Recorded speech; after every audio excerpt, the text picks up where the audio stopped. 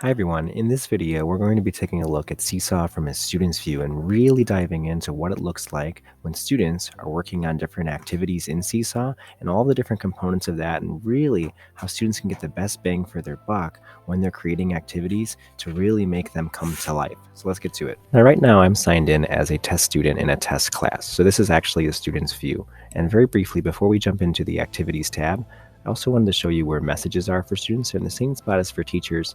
If Sam were to click on this messages tab, he's going to see all the messages that he has from his teacher and from other different groups, and he could send a message back to the teacher, and he can also initiate a conversation to only his teacher. He cannot send a message to other students or to other teachers that he is not assigned to, just to his teacher. So that is something that students can do.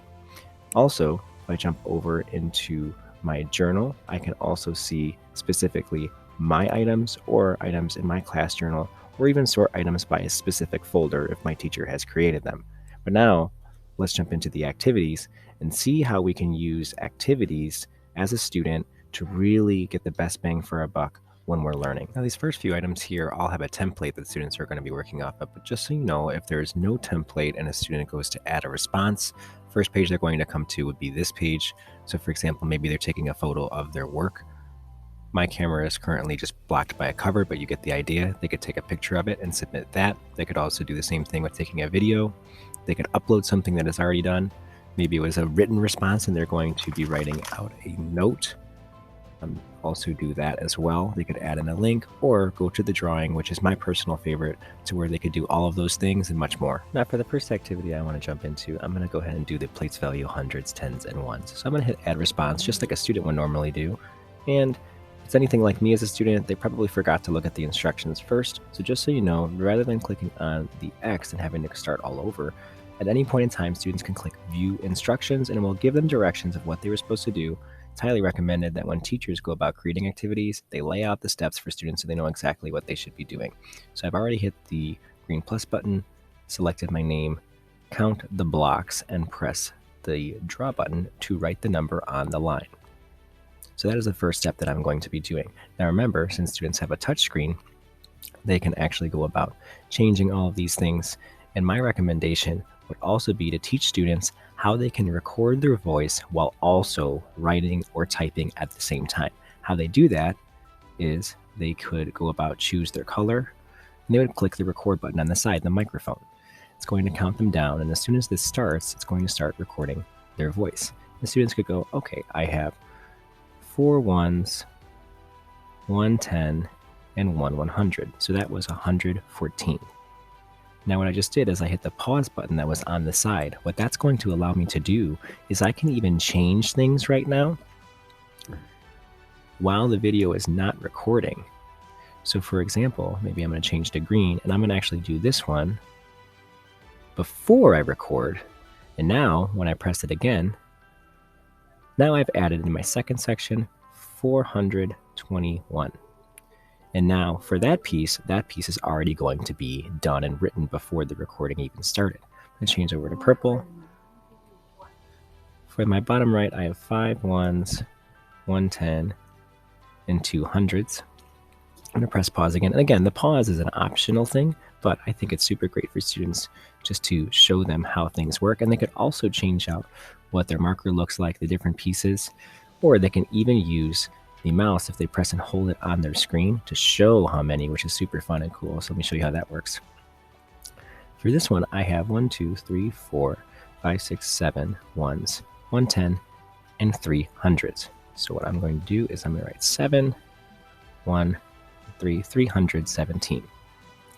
Now that I have everything that I wanted on my recording / writing, I'm going to press the green check. And what that's going to do is going to create a video. But this video is actually just hiding basically what already was written. So the video itself is actually just a big, huge square. So students could shrink that if they wanted, or they could leave it to be the full size and kind of just cover everything. What's going to happen now is when I play back this video, it's going to show me exactly what I did here. Their voice. The students could go, okay, I have 4 ones, 1 10, and 1 100. So that was 114. Now I've added in my second section 421. For my bottom right, I have 5 ones, 110, and 2 hundreds. For this one, I have 1, 2, 3, 4, 5, 6, 7 ones, 110, and 3 hundreds. So what I'm going to do is I'm going to write 7, 1, 3, 317. Now, if a student doesn't like their recording, it's important that they would hit the undo button. That will then eliminate the recording. This is just eliminating where I was moving it to. So now the play button is gone. And I could even go back through and eliminate some of the pieces that I had written if I made a mistake and I needed to start over, for example. So make sure the students are aware of the undo button as well as the zoom feature, to where you can actually zoom in on the page, move things around to where it's a lot easier to write exactly what one needs in the correct spot.